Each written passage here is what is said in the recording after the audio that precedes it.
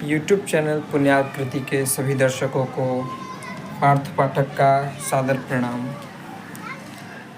आज इस परिचर्चा में हमारे साथ जुड़ रहे हैं कमलेश पुण्यार्क गुरु जी और मधुसूदन भास्कर जी, प्रचारक राष्ट्रीय स्वयंसेवक संघ RSS। तो आइए जानते हैं कुछ बातों को। आज की परिचर्चा में हम सब ये जानेंगे कि अभी अपने भारतवर्ष में तो इतने सारे संप्रदाय मत पंथ के लोग हैं और जैसे हम सब हिंदू हैं, अपने को हिंदू कहते हैं। कुछ लोग का ये मत है कि हम सब सनातनी हैं। तो हिंदू तो हैं, तो जैसे ये जिन लोगों का ऐसा मत है कि हम हिंदू हैं, हम सनातनी हैं। कुछ लोग का मत है कि ये हिंदू शब्द जो है दूसरे किसी ने दे दिया हमें। तो इस पर प्रकाश डालेंगे आप इस विषय में। लोगों को क्या मानना चाहिए? कुछ लोग तो गर्व से कहो हम हिंदू, कुछ लोग कहते हैं नहीं नहीं हम तो सनातनी। इस विषय पर चर्चा करें, इस विषय में बात करेंगे। धन्यवाद। आपकी जिज्ञासा, आपका प्रश्न समीचीन है। अभी कुछ दिनों से हमारे यहाँ जागरूकता की ये लहर चली हुई है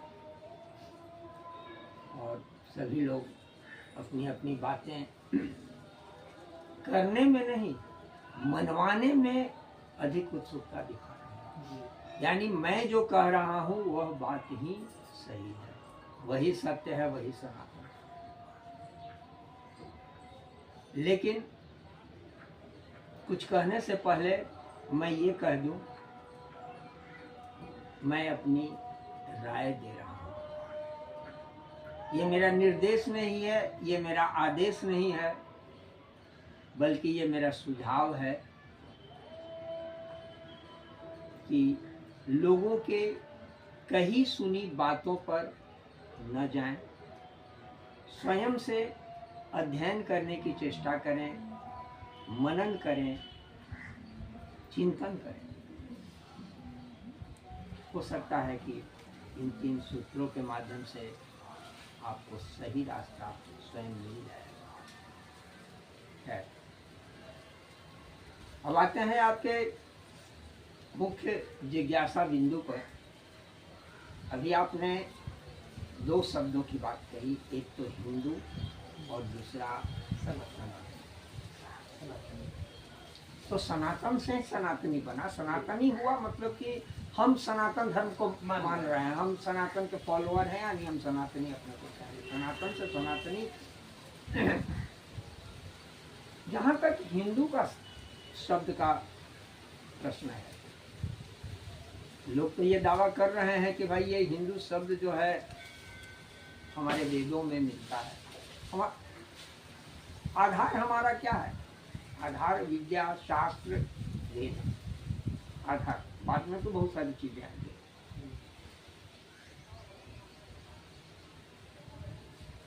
ये मैं स्पष्ट कह दूं, ये मुझे कहने में जरा भी संकोच नहीं है कि मैंने वेद नहीं पढ़ा है,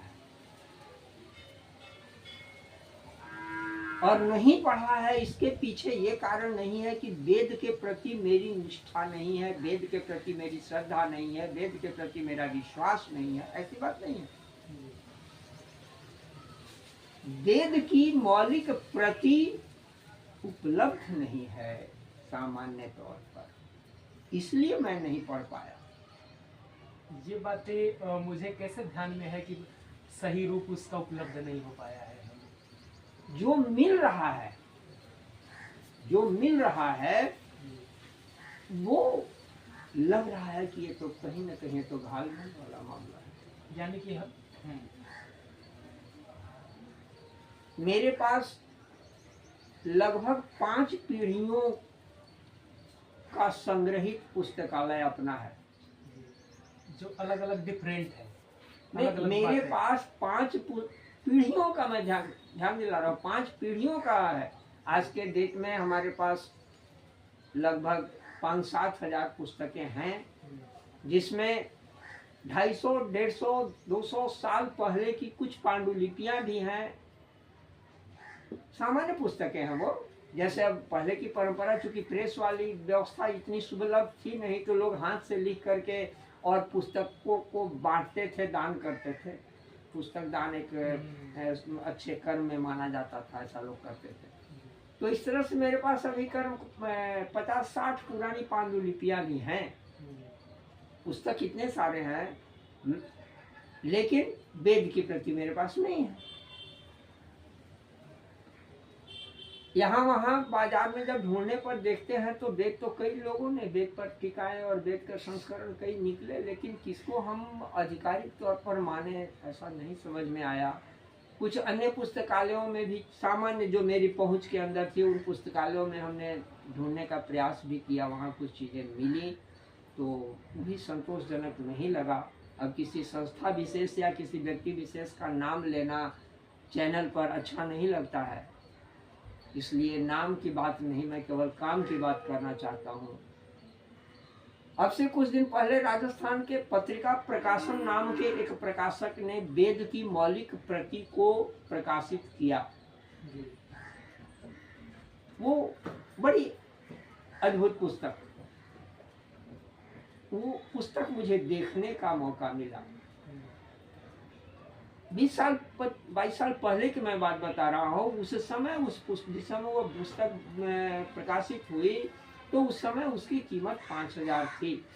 वो बड़े साइज के विशाल चारों वेदों का संग्रह है। वो हारमोनियम साइज के, मैंने समझिए कि आपके सामने एक हारमोनियम का बक्सा रखा हुआ, हारमोनियम ही नहीं, हारमोनियम का बक्सा, यानी उससे ऊंचाई कुछ और बढ़ गई, मोटाई लंबाई चौड़ाई बढ़ गई।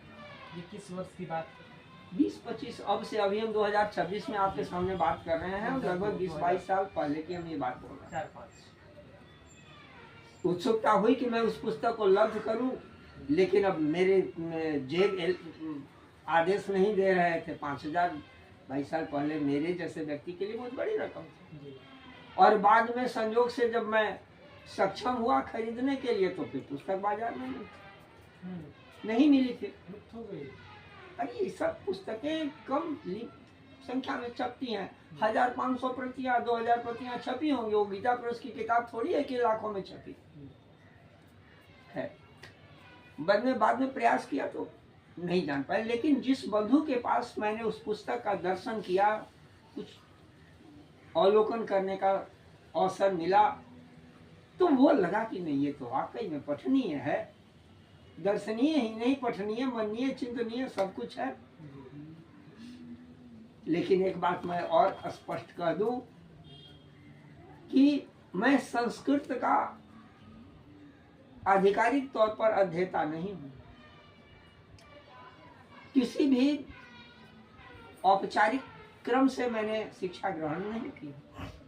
पूर्वजों का आशीर्वाद, ईश्वर की कृपा कर रहा हूँ। दिन रात भारतीय संस्कृति चेतना को जगाने का प्रयास कर रहा हूँ। विभिन्न विधाओं में लेखनी चल रही है, काम कर रहा हूँ, लेकिन आधिकारिक तौर पर मेरे पास कोई डिग्री डिप्लोमा नहीं है।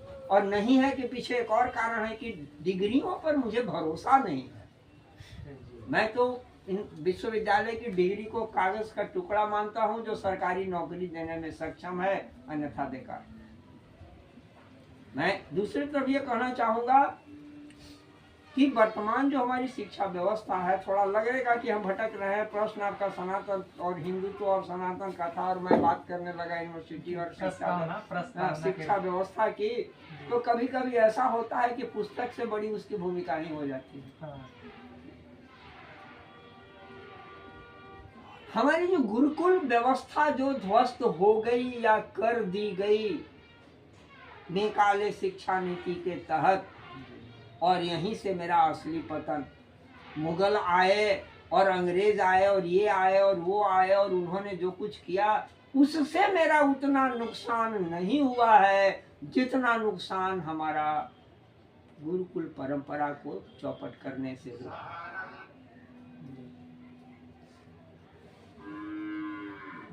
तो इसीलिए मैं शिक्षा पद्धति की बात कर रहा हूँ कि क्या हो। तो मैंने डिग्री लेने की कभी मेरी दिलचस्पी नहीं रही, और डिग्री लेने की इसलिए कि मुझे सरकारी नौकरी में नौकर होने के लिए पैदा ही नहीं हुआ हूँ।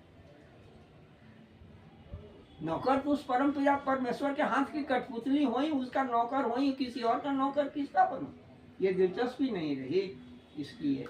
लेकिन अध्ययन मनन चिंतन और पूर्वज का आशीर्वाद निरंतर ये निरंतर जारी रहा। आज के डेट में भी मैं 8 घंटे 10 घंटे कभी कभी 12-14 घंटे भी मैं या तो कंप्यूटर पर PDF फॉर्म में पुस्तकों को पढ़ रहा हूँ या अपनी पुस्तकालय से किताबें निकाल करके पढ़ रहा हूँ और कुछ लिख रहा हूँ तदनुसार। खैर ये तो भूमिका के तौर पर बातें हो गई।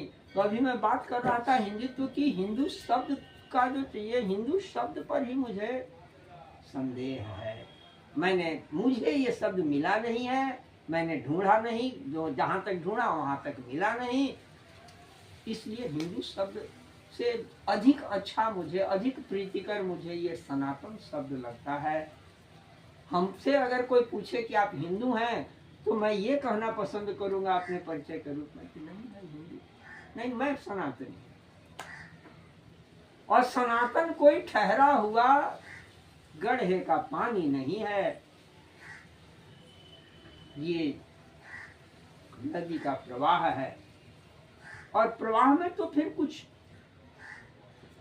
गंदगियां भी कभी दिखेंगी, कभी स्वच्छता भी मिलेगी। प्रवाह प्रवाह होता है, प्रवाह निरंतरता है। अभी कुछ कभी कुछ कभी कुछ, और कुछ भी अगर परिवर्तन अगर हो रहा है तो प्रवाह में ही होगा। तालाब में थोड़ी उतना परिवर्तन होगा, गड्ढे में थोड़ी उतना परिवर्तन होगा जो प्रवाह में परिवर्तन है। अभी मेरे सामने जो जल की जो बूंद है, अगले ही क्षण वो कोई और बूंद मेरे सामने होगी। और समस्या दूसरा आपका उसमें संप्रदाय और ये सारी चीजों की बातें जो अभी कोई उलझने जो चल रही हैं, ये बाबा और वो मंच और वो विधान और उनकी ये तौर तरीके, सारी चीजें जो आ रही हैं और इसको लेकर के टकराव की जो स्थिति पैदा हो रही है, ये समस्या इसलिए हो रही है।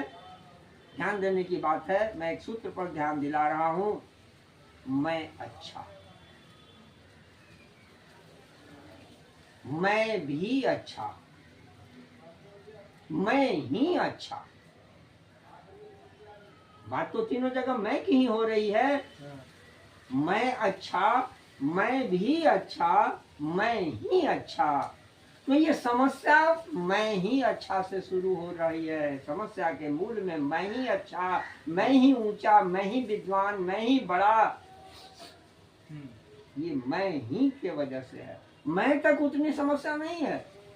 उपनिषद वेदांत तो मैं की बात करते हैं, उस मैं को ही समाप्त करने की बात करते हैं। मैं तो खतरनाक है ही है। बंधन और मोक्ष का कारण वो हमारा मैं ही है। लेकिन केवल मैं, हमें लगता है कि इस मैं से भी बड़ी मैं ही तक चलेगा। चलो भाई समझौता कर लेंगे, मैं भी अच्छा हूँ, तुम भी अच्छे हो, वो भी अच्छा है। लेकिन मैं ही अच्छा जैसे ही खड़ा होगा, वहीं से तनाव की स्थिति बन जाएगी। वो अब वो 63 की मुद्रा में नहीं रहेंगे, अब वो 36 के मुद्रा में चले जाएंगे। वो जीवन भर संघर्ष करते रहेंगे, कभी उन्हें सही रास्ता नहीं मिलेगा। तो टकराव का कारण भी मैं कम शब्दों में स्पष्ट करने का प्रयास किया। हिंदू की भी बात मैंने स्पष्ट कर दी, और फिर सनातनी की। भाई सनातन धारा है, हम ये है, वो धर्म है, ये है, वो मजहब है। और धर्म और मजहब, पहले तो धर्म और मजहब को यानी रिलीजियन, अभी तो हम अंग्रेजी में अनुवाद करके समझने की चेष्टा करते हैं ना। मौलिक चिंतन तो है नहीं, हम किसी और भाषा के शब्द ले लेते हैं और उसको शब्दों को अपने में समानता करने का कोशिश करते हैं। हम कालिदास को शेक्सपियर करते हैं, भारत का शेक्सपियर कालिदास है। ये कितनी बड़ी मूर्खता है। किसी की किसी से तुलना करनी ही बुद्धिमानी नहीं है, मेरी समझ से। सब कुछ अतुलनीय है। कालिदास शेक्सपियर है, हम क्यों तुलना करने के लिए पड़े हुए हैं भाई? और हम सनातनियों का ये सिद्धांत रहा है, वसुधैव कुटुंबकम्, सर्वे भवन्ति सुखिनः, सर्वे सन्तु निरामया, सर्वे भद्राणि पश्यन्तु मा कश्चित् दुःखभाग् भवेत्। तो वसुधैव कुटुंबकम् और सर्वे भवन्तु सुखिनः वाले समय को वाले व्यक्ति को, वाले चिंतन माने जो हमारी सनातनी चिंतन धारा थी, हमारे आर्यावर्त की जो चिंतन धारा थी, आज उसको हम विभिन्न टुकड़े टुकड़ों में हम खेमे में बांट रहे, समुद्र के पानी को हम कैद कर रहे हैं गड़ियों में, तो टकराव तो होगा ही। तो हिंदू की जो बात आप कर रहे हैं, मुझे तो नहीं समझ में आता है कि मैं तो अवसर मिला है तो कई बार ऐसा हुआ है कि मैं कहीं कुछ बातचीत की हुई या कहीं टिकने रखने की हुई तो मैं मस्जिदों में भी जा करके वहाँ उन लोगों के बीच में बैठ करके काम किया हूँ, ईसाइयों के बीच में भी काम किया हूँ, और मुझे कहीं बुद्धों के बीच में भी काम कुछ मौका मिला है, जैनियों के बीच में काम किया हूँ, गुरुद्वारों में काम किया हूँ। तो मुझे ऐसा तो कोई टकराव वाला वही मैं ही की जहाँ बात आएगी, मैं ही केवल तो बात आएगी तो टकराव शुरू हो जाएगी। ये सबके सब इस सनातन प्रवाह के ही अलग अलग तंतु हैं। क्रिश्चियनिटी आपकी कितनी पुरानी है? 2026 अभी हम गुजार रहे हैं। उसके बाद इस्लाम की बात आती है। ये टकराव के सारे जो मामले हैं, सच पूछा इतना ही नहीं, मैं ये केवल किताबी बात नहीं कर रहा हूँ, मैं लोगों से मिलजुल करके और उनसे बातें करके उनके बारे में समझ करके यही चेष्टा होती है। अपने बारे में हम कम समझाएंगे, उनके बारे में हम समझने की पहले चेष्टा करेंगे, पहले हम समझें तो। लेकिन यहाँ तो उल्टा हो जाता है। कुरान हमने पढ़ा नहीं है, कुरान की हम आलोचना करने में लग जाएंगे। बाइबिल हमने देखा नहीं है, बाइबिल की आलोचना करने लग जाएंगे। वेद हमने पढ़ा नहीं है, वेद पर हम गाली बकना शुरू कर जाएंगे। मनुस्मृति हमको पता नहीं है, मनुस्मृति की प्रतियां जमाना शुरू की। तो ये सब तो राजनीतिक तमाशा है, ये समाज को विखंडित करने वाली बातें हैं।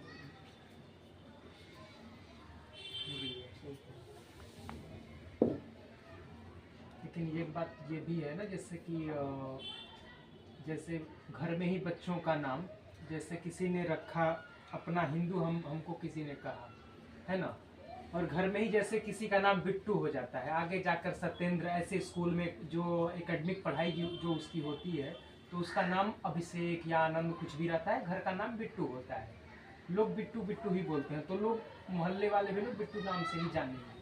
तो कहीं ना कहीं हिंदू हिंदू हिंदू हिंदू शुरू में तो हुआ, दूसरे किसी ने कहा हम भी अपने को हिंदू ही कहें, अब सनातनी कहेंगे, तो लोग भी अब चलते रास्ते भी कोई कहे अच्छा आप हिंदू हैं, तो नहीं मैं सनातनी हूँ, तो फिर वो बातें बतानी पड़ेगी हमें कि मैं सनातनी कैसे हूँ, ये पूरी बातें कहानी के रूप में कहनी पड़ेगी। तो इससे भी बढ़िया तरीका एक और है, वो भी मैं आए दिन कहीं जरूरत पड़ने पर मैं मुस्कुरा करके वही पर आपका परिचय, आप कौन है? तो बस मैं मनुष्य हूँ बस। क्या ये पर्याप्त नहीं है मेरा परिचय? मैं पशु नहीं हूँ तो क्या माने मनुष्य हूँ कहने का मतलब है कि मनुष्यतर जो भी सारी चीजें निरस्त हो गई, एक शब्द से ही बाकी सब निरस्त हो गए। मैं मनुष्य हूँ, मैं मानव हूँ। अब उर्दू में ही अगर कहे मैं इंसान हूँ, क्या फर्क पड़ना है भाई? सही है। तो इसलिए भाषा से और संप्रदायों से कहीं मेरा ऐसा कोई टकराव नहीं। बहुत बार आए दिन लोग कभी थोड़ी धृष्टता पूर्वक कहिए या आत्मीयता पूर्वक कहिए सवाल उठा देते हैं कि आप तो ब्राह्मण हैं, ब्राह्मण होने की चेष्टा कर रहे हैं। ब्राह्मण के घर में पैदा लिए हैं, ब्राह्मण कितना है ये तो अभी ठीक से पता नहीं है। तो ब्राह्मण है तो आपके लीलार पर तिलक नहीं है? हाँ तिलक नहीं है, क्यों? फलाने जी को देखिए, फलाने जी को देखिए, एकदम जितना भी है खरिया चूना हल्दी पेंटिंग उनके चेहरे पर गाल पर सारे चिमटी। तो ये क्या वो जस्ट लाइक वो दुकानदारी वाला साइन बोर्ड है वो। मैं इस संस्था से जुड़ा हूँ, इस संप्रदाय से जुड़ा हुआ हूँ, वो उनका साइन बोर्ड है। ये तिलक की परिभाषा पता है? हम तिलक क्यों लगाते हैं, क्यों लगाना चाहिए? अभी जो आपने सवाल किया कि आप कैसे ब्राह्मण हैं, अब आए दिन करते हैं, इस प्रश्न से जूझना पड़ता है मुझे कि भाई आप कैसे ब्राह्मण हैं कि तिलक नहीं लगाए हुए हैं? आप अब हिंदू में देखने से तो लग जाना है, क्योंकि आपकी शिखा हमको दिख रही है, आपका वेशभूषा से हमको पता चल रहा है कि भाई सिले हुए कपड़े भी नहीं है, शरीर खुले हुए हैं, ठीक है, इतना जाहिर है कि आप हिंदू होंगे, पूछने की आवश्यकता नहीं है। लेकिन तिलक नहीं देख रहे हैं, इस पर संशय तो आए दिन हमको होते रहता है। तिलक का वजह तो पता होना चाहिए, तिलक क्यों लगाना चाहिए। लेकिन सच्चाई यह है कि अभी के तिलक जो है वो साइन बोर्ड से भिन्न नहीं है, वो केवल और केवल साइन बोर्ड का काम कर रहे हैं। आपने क्या अभी पूछा था और आपका सवाल क्या था? हिंदू समाज में जो बताया ना अभी कि लोग एक तो है कि दूसरे किसी ने हम हिंदू तो हम हिंदू हिंदू कह रहे हैं, बता दिए। और वैसे ही जैसे कि घर में नाम किसी ने बिट्टू रख दिया और बिट्टू बिट्टू हाँ, मोहल्ले के तो लोग जानते हैं, एकेडमिक नेम कुछ और है। हाँ, तो इस तरह से समझाने की बात तो आएगी जी, अच्छा लगा। थोड़ा समझाना पड़ेगा। जी, समझाना तो पड़ेगा, उन्हें ही बताना पड़ेगा। और ज़्यादा शब्दों में बताने से भी कोई लाभ नहीं है, कम शब्दों में बता करके काम चलाया जाए, ताकि ज़्यादा शब्दों का बोझ डालेंगे तो फिर वो खुद उलझ जाएंगे। अच्छी जानकारी मिली, आपको बहुत शुभकामनाएं। धन्यवाद।